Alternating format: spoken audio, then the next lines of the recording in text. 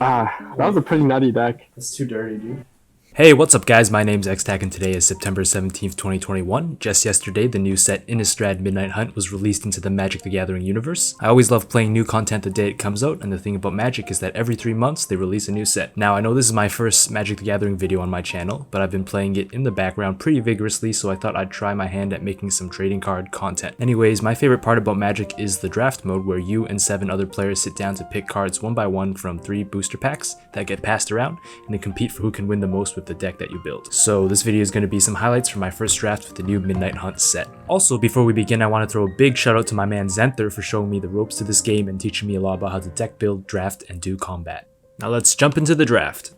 For our first pack, the rare was pretty decent. The massive griselbrand allows us to go to Value Town by continuously drawing cards after trading, and being able to have lifelink and flying is a very nice utility. We also got good removal cards like Olivia's Ambush and Silver Bolt, and a strong persisting combat trick in Defend the Celestis. We finished the first pack in black and then maybe red or green. The second pack, we got another black rare that is decent, and we also managed to nail down black and red as our colors, securing several strong bodies with some vampire synergy as well as a 5-mana fireball with Burn the Accursed. For the third pack, I had to rare draft a white brutal Cather since I believe I will need him for constructed play, but luckily we followed it up with Nightling Bolt, as well as some creatures to curve out our deck. I do want to note our deck is pretty 3 cost heavy, but that's okay because we ended up with 3 of these famished foragers that often enable us to play an extra 3-drop. The final product is an aggressive tempo deck where many cards benefit greatly if you have done damage to the opponent this turn. We also ran a draft playset of 2 Ecstatic Awakeners with 2 Pax Betrayal to steal an opponent's creature and sacrifice it to turn your 1/1 into a 4/4, but realistically the 6 mana cost of using both effects in the same turn was a little too high to make the playset effective. Now let's jump into the game highlights. In game 1 we open with a 2/1 flyer, whereas our opponent begins to ramp. With a flyer we're able to cycle a card for free with Famished Forager, and in the following turn we draw into another Famished Forager and essentially get to use 7 mana on turn 5. That means we finish turn 5 with 10 pending damage on the board and our opponent at 10 health. Next turn we use Burn the Accursed, a spell that essentially reads kill almost any creature limited, and finish the game.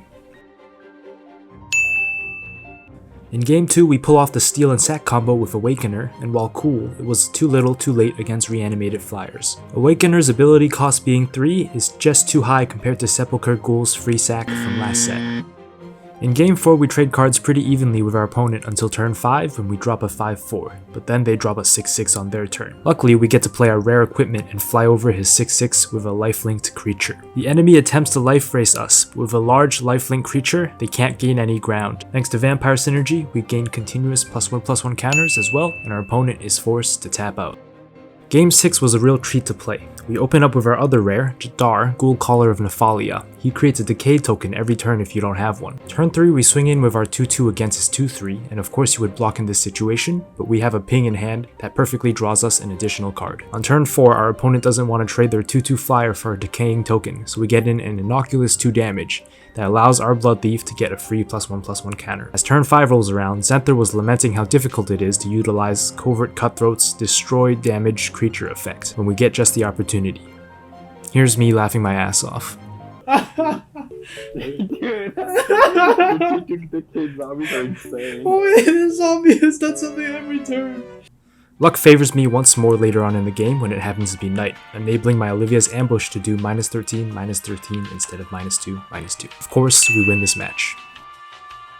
And of course, we aren't playing Magic unless we pay our mana screw tax to the RNG gods, so we lose our final game, finishing off the draft at 6-3.